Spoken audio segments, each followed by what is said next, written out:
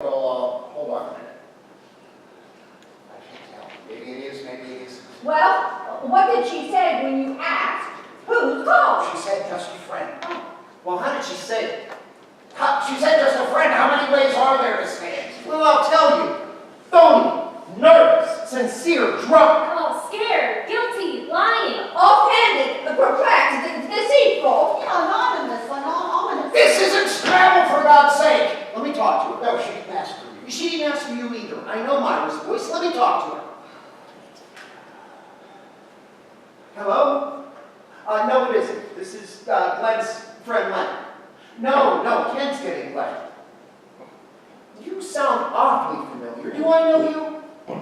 Oh, I see. Well, please hold for Glenn. I don't think it's her. Well, who does it sound like? Meryl Streep. Meryl Streep? What would Meryl Streep be calling here? I didn't say it was Meryl Streep, but you know in the movies when she does the character perfectly and it never sounds like her? That's what it sounds like. Oh, so, like it's not Meryl Streep. Now we're playing Trivial Pursuit. This is not a game show. Ken, go get Glenn. Here, give me that. Hello, somebody went outside to get Glenn. Hello? She hung up. Must have gotten suspicious. Shh, quiet everyone! I can hear something. I bet it's the Concorde landing in London. It's a car coming up the driveway.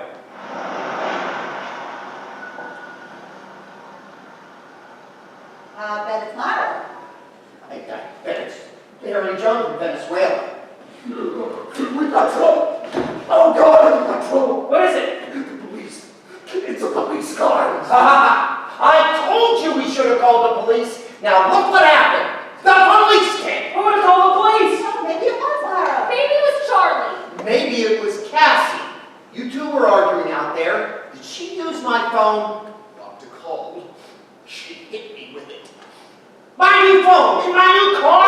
Everybody calm down. We have got to figure out what we're going to say when they come in. Oh, they're trying to talk to Cassie. She won't roll down the window. They're gonna bust my windows? Oh, I'm gonna take this car home in an envelope. Why did you leave her out there in the car? She's in no position to answer police questions. Well, she's in good enough position to smash my nose.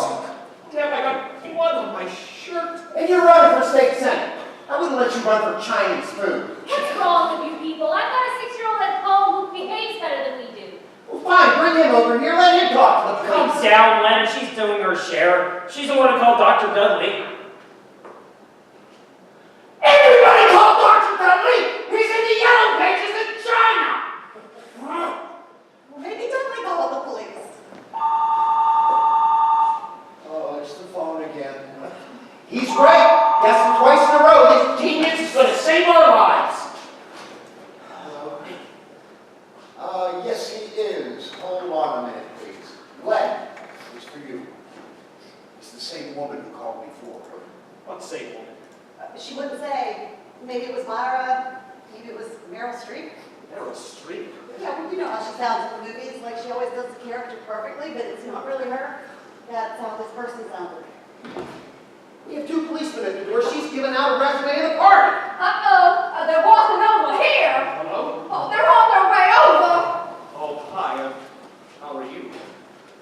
No, it's not a cold, it's a telephone injury. All right, listen to me. The one thing we can't let happen is them speak to Charlie. We can't let him downstairs or them upstairs. Look, I tried speaking to her, but she's very upset. And above all, no false statements. We must remain within the law. This above all. Agreed? Yea, to thine own self be true. Where in the hearts of betterment? Are you fucking kidding? They're outside the door. Of course, I think we should talk to her, but I can't get her out of the car. They're going to ask you about the gunshots. What do we tell them about the gunshots? I'll call you back in 15 minutes. Are you at the 914 number? Kill him. Somebody kill him. Choke him with the telephone wire. I'm very serious about this, but I'm not going to be able to hold my bladder. I've got it. We tell them that we never heard the gunshots. You mean lie to them? We're not going to do this above all. That won't work tonight. Maybe some other time. I promise if you let me go to the bathroom, I swear I'll come back. Listen, I know you're a good friend, and I thank you for all of your wonderful support. You know what? Let's just make a run for it. We'll run for our lives and leave this schmuck for the cops. I can't talk any longer. I'll call you back later. I will. Goodbye. All right. What's going on? ago. We all got an invitation to this Oh, party. let me stop it! Now think, everybody, think! Why didn't we hear the gunshots? I know, we're all deaf people, and we meet here once a week, and that's why we didn't hear the doorbell ring. Oh, and now you know why we call her Kooky. Well, I've got it. We were all watching that Hitler program, and the cannons were bombing Berlin, and we couldn't hear anything else. There was no Hitler program! We laid the whole fucking thing up to fool gas! Oh, you know what?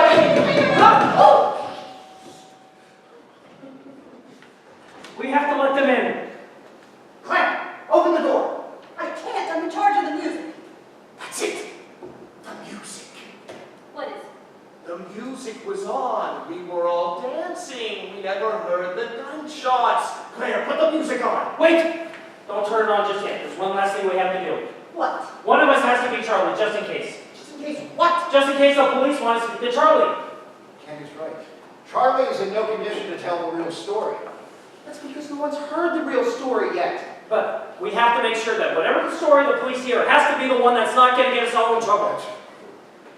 Never seen a sinking ship empty so fast. I agree. Ken is absolutely right. One of you three guys has to be Charlie. When did you move to France?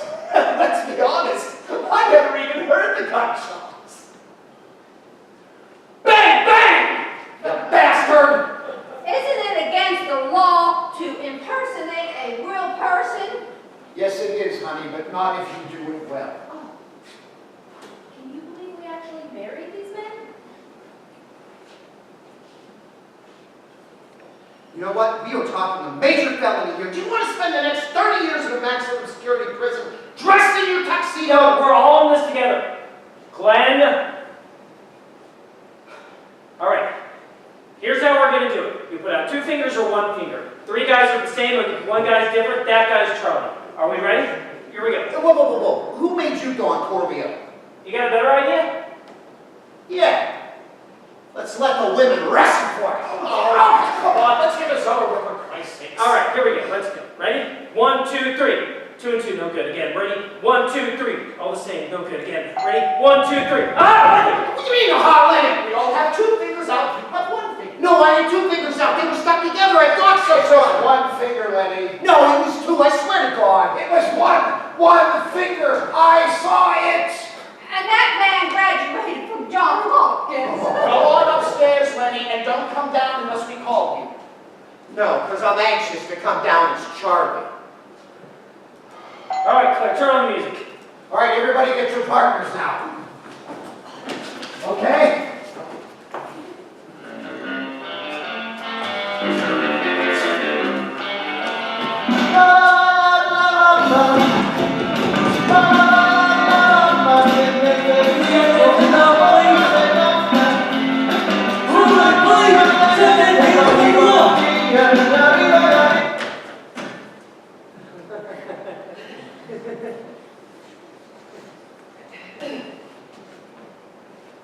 I beg your pardon.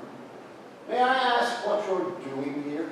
I'm sorry, I didn't mean to bust the door open. Then why didn't you ring first? I did, 5 times. 5 times. Well, we didn't hear you. I guess the music was on so loud you couldn't hear anything. Of course, the music. That's why we couldn't hear you. And that's why we didn't get these phone calls. It was on so loud. Well, officer, what seems to be the trouble? Well, just sort of routine investigation, sir. My name is Officer Welsh. This is Officer Putney. Is this your house, sir? Oh, no. I live elsewhere. I'm not here. Yeah, so I live elsewhere. Could you tell us what this is all about, officer? Yes, really, this is all about All right, take it easy, calm down. I just want to ask you a few questions.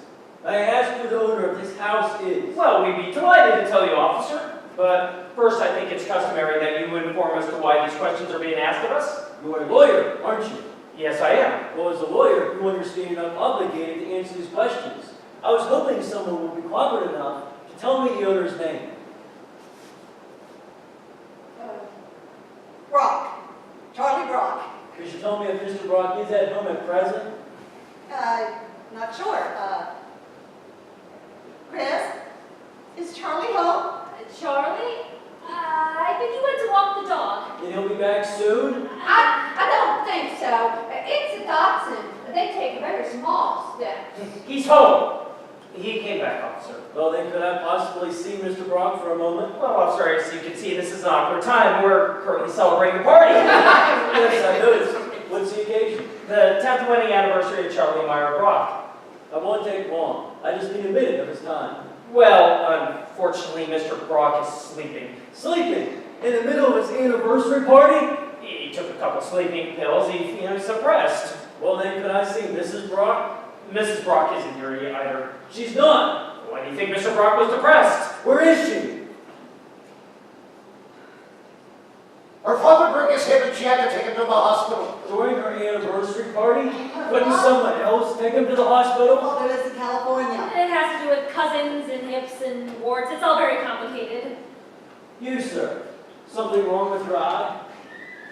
Me? Oh, yes, I put some eye drops in tonight and the cap fell off. Most of the bottle went in. May I have your name, sir? My name? Yes, sir. You mean my name?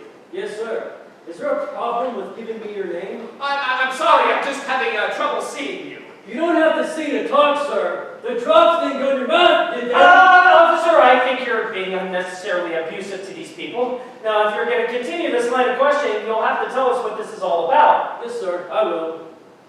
Can you please tell me who owns the BMW outside? Oh, it's my husband's. And what is his name, please? You don't have to answer that question. His name is Leonard Gantz. And where's Mr. Gantz now? I object! I ain't a judge! This ain't a court! I don't gavel! I just want to know where the man is! Well, you still haven't told us what this is about, so we're still not going to tell you where Mr. Gantz is. I don't know why I always have trouble in this neighborhood. Okay. At approximately 8:15 tonight, an auto accident occurred on 12th and Danbury. A brand new Porsche convertible with New York's license plates smashed into the side of a brand new BMW four-door sedan. Now, we know it wasn't the BMW's fault because the Porsche was a stolen car. Stolen at 8:15 tonight, right off the dealer's lot. The man in the Porsche got away. Now, do you know who that brand new Porsche belonged to? How would I know? It belonged to Deputy Mayor Charles M. Brock. Purchased today from his wife, Myra, a surprise wedding anniversary present. Surprise hardly says it. Ah, so you're here to investigate the car accident. That's right. Now, if Mr. Gantz is here, I'd like to speak to him. And if he's not here, the police department would like to know where he is. I see. Do you think you could wait outside for just one moment, officer? Why? Mrs. Gantz is my client. I would like to consult with her before any further questioning. It is within my rights. 1 minute. That's all you get.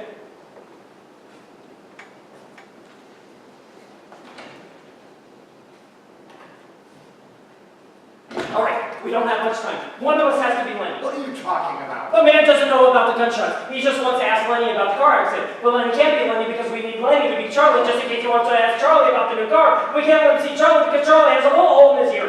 Oh, do you understand him in real life? We don't actually talk that much.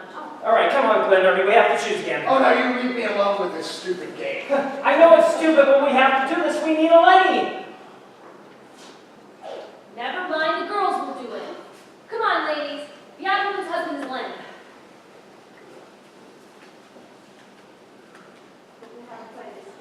Just put out 1 or 2 fingers. I'll do the counting, okay? Ready? 1, 2, 3. No, your fingers, Cookie. Put out your fingers. I don't want to lose my earrings again. No, just 1 or 2 fingers, okay? Ready? 1, 2, 3. I win! Fuck, sorry, Ken. It's all right. All right, I'm Lenny. Ernie, open the door.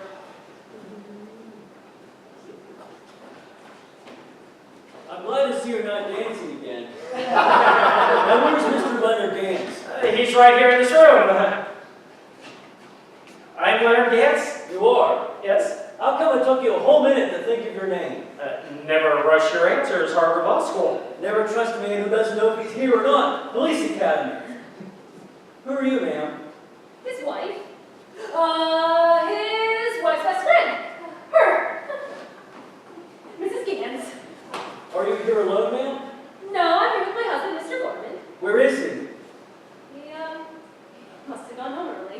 much of a party, is it? It's had its ups and downs. All right, Mr. Dance, tell us about the accident, in full and complete detail. Do you think you could wait outside just one more moment, officer? I ain't going to a place, nowhere, no time! This is it! This is where I live till I get what I came for! Even if my whole family has to move in! What's that? 1047 Putney Ever. Jack? Got it? The red Porsche convertible was found at 5th and Market, Terrytown. The suspect is apprehended. They said call it a night. Well, I guess sometimes I know one the luck. Oh, that's terrific, officer. Sorry to disturb you, folks. There'll be some further questioning for you tomorrow, Mr. Dance. No need to take any more of your time tonight. Thank you, and good night, folks. Thank you, officer. Thank you. I know I've seen you someplace before. What's your name again? Glenn Cooper. We read on TV? Well, as a matter of fact, yes, I'm running for the state senate. Right. I saw you do an interview on PBS. Why were you so afraid to give me your name? You know, when you're in politics, you don't want to get involved with these things. Yes, but you weren't involved with this. Unless you witnessed the accident, did you? No. My wife and I arrived late. We never even heard the gunshots. What gunshots? I said, what gunshots? I suppose the gunshots that were fired when they chased the stolen car. That was 12 miles away in Terrytown. You got 20/20 hearing, Mr. Cooper? 1047 Putney Ever. Jack, will do. Neighbors reported 2 gunshots fired from inside 1257 Peekskill Road, Stevens Landing. They said investigate. 1257 Peekskill Road. Well, we've got ourselves a doubleheader, don't we? Anybody want to tell us about the gunshots? You heard him, I suppose! Who's the woman sitting outside the BMW? My wife, Cass. I'd like to have a little talk with Mrs. Cooper. Connie, get her in here. Connie with a C. Looks to me you all had a fine dinner. I'd like to speak to the help, please. There's no help here. Then who did the cooking? I did What's your name? a cookie. I mean your real name. That is my real name. I have 2 sisters, a Candy and Taffy. I swear to God. Is that blood on your shirt, Glenn? Blood? Oh yeah, as I stabbed myself with a fork during dinner. Is that blood on your shirt, Glenn? Oh, yes, I must have rubbed up against Glenn when we were dancing. Ken, Glenn, and Glenn. That's really weird. Just a coincidence. I guess it is. My name is Ben.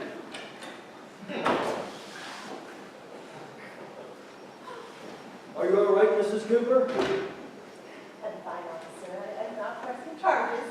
My lawyer will be. It was an accident. She dropped the electric cigarette lighter on the car on the leather seat, and I grabbed her by her shawl to pull her out of the car. And how did you get that nasty blow on your nose? She was hanging up the car phone in the dark, and I guess my head was a little too low. My. We've got a lot of cartoon humor in this case, don't we? Oh! You hurting too, ma'am? I have atomic back spasms. I have trouble standing, walking, and sitting. And you didn't hear the gunshots either, I suppose. No, I was dancing. Dancing's good for my back. And to think I was almost out the door with this one. Mrs. Gorman? Is that me? Oh, yes, that's me, Mrs. Gordon. And what do you do? Well, mostly I've been helping with the drinks. Your occupation! Nothing. No, not nothing. I'm a lawyer, and I have 2 kids. 1 boy. No, 1 kid. Sorry, I'm very nervous. You and everybody else, ma'am. I'm going to say something now that is not really a part of my official capacity. But I don't believe one goddamn thing I've heard in this room. I think there were gunshots here tonight. I think someone or everyone is trying to cover up something. A man gets hit in the nose. Another man stabs himself with a fork. Someone's BMW gets smashed up. The host takes a short-legged dog for a walk and then goes to sleep. The hostess takes her father to a hospital in California with a broken hip. And nobody hears 2 gunshots because everybody is dancing, including a woman named Cookie who's been cooking all night who can't stand or walk. You people have to deal with me. I'm a real cop, you understand? I'm not someone named Elmer that your kids watch on the Disney Channel. Now, I want some real answers. Intelligent answers. Believable answers. And answers that don't make me laugh. But first, I want to see Mr. Charlie Brock and to find out what the hell is going on here, including the possibility of him having 2 bullet holes in him. Now, I'll give you 5 seconds to get him down here, or I'll take 2 seconds and go upstairs and find him. Don't mess with me now. I'm so close to a promotion, I can smell it, and I'm not going to screw it up with this case. Do I start counting, or do I start climbing up steps? It's up to you. Oh, wait a second, wait. Can you wait? Just wait. Hurry, Ken, Lynn. I think it's time we call Charlie, ask him to come downstairs with you. Absolutely. Hello, Charlie. It's Ernie. Are you ready for us? We're ready for you. Calm down, Charlie. It's probably a hysterical nerve reaction. What's wrong with him? He thinks he might temporarily blind. Just put some cold water on your eyes and come down. There are 2 police officers who would like to speak with you. Why? Because you put out one finger, that's why! He's fine. He'll be right down. The truth is, officer, we were all trying to protect Mr. Brock because he's a dear friend of ours. But we know that we're all in jeopardy if we hold back the truth. There were 2 gunshots here tonight. I personally did not hear them, but I shared equal brain with those who did hear the gunshots and did not come forth with that information. Despite the fact that I didn't hear it. Stop trying to help so much, Glenn. Nevertheless, Mr. Brock is willing to tell us the full and complete story, the details of which none of us has heard yet. About the missing helm, about the disappearance of his wife Myra, and about the 2 gunshots, which I didn't hear. Another back spasm. Oh, who gives a shit?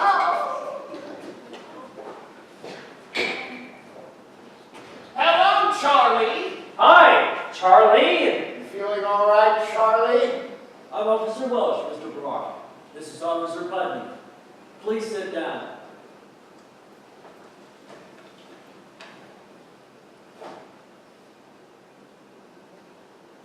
Take this down, Connie. Now, Mr. Brock, tell us from the beginning exactly what happened in this house tonight. Would anyone like some lemon tart? Oh, yes, the tart would be wonderful. Let down, ma'am. Go ahead, Mr. Brock. Okay.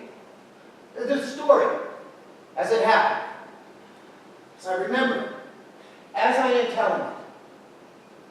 Oh, God. Well, here it goes. I arrived home from work at exactly 6 o'clock this evening. My wife, Myra, was in her dressing room getting dressed for the party.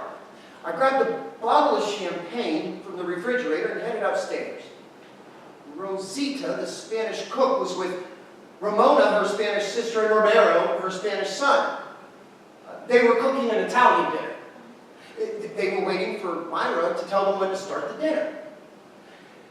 As I went up the stairs, I thought to myself, I've been married 10 years, and I can't believe I love my wife as much as I do. She was putting on the perfume I buy her for Christmas. I purposely buy it for her because it drives me crazy. I tapped on her door. Tap, tap, tap. I hand her a glass of champagne and I make a toast. To the best wife and the best 10 years a man ever had. She toasts to the best 10 years and the best man a wife ever had. We drink, we kiss, we toast again. To the loveliest skin on the loveliest body that has never aged a day in 10 wonderful years. She toasts to the gentlest hands that have stroked the loveliest skin that has never aged a day in 10 wonderful years. We drink, we kiss, we toast. We drink, we kiss, we toast. It's now 7 o'clock. The bottle's empty. My wife is sloshed, and I'm completely toasted. And then I smell the perfume I could never resist. I loved her in that moment with more passion and ardor than the night we were first newlyweds. I tell you this, not with embarrassment, but with pride and joy for a love that grows stronger as each new day passes. We laid there, spent, naked in each other's arms, complete in our happiness. It's now 8 o'clock, and outside it's grown dark. Suddenly, a strange knock on the door. Knock, knock, knock. The door opens, and there's a strange young man looking down at us holding a knife.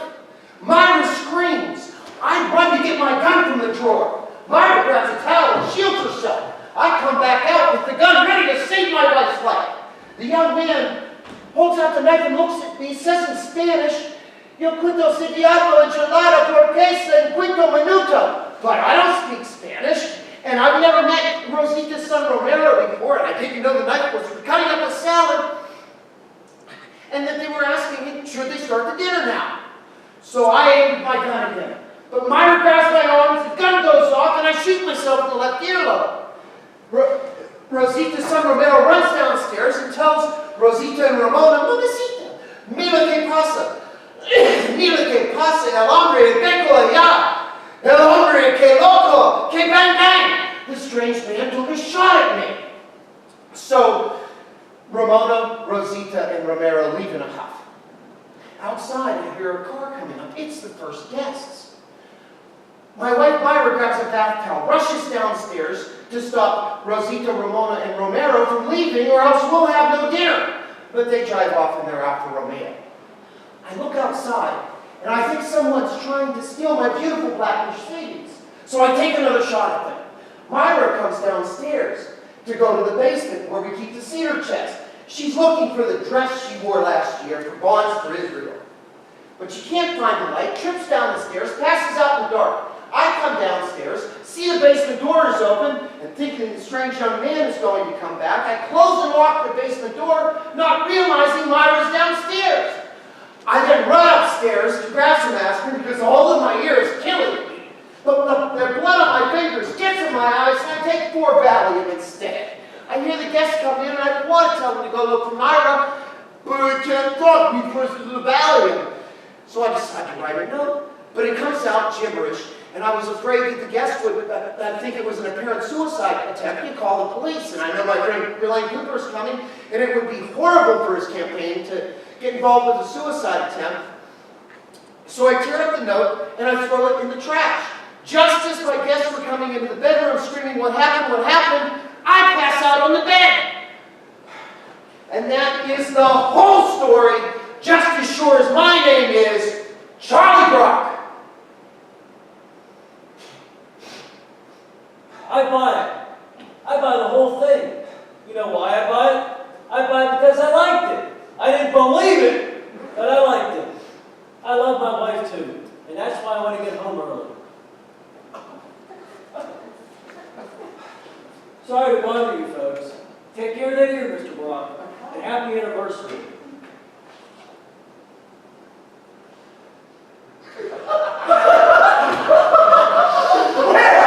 Where in the whole wide world did you find the guts to tell a story like that?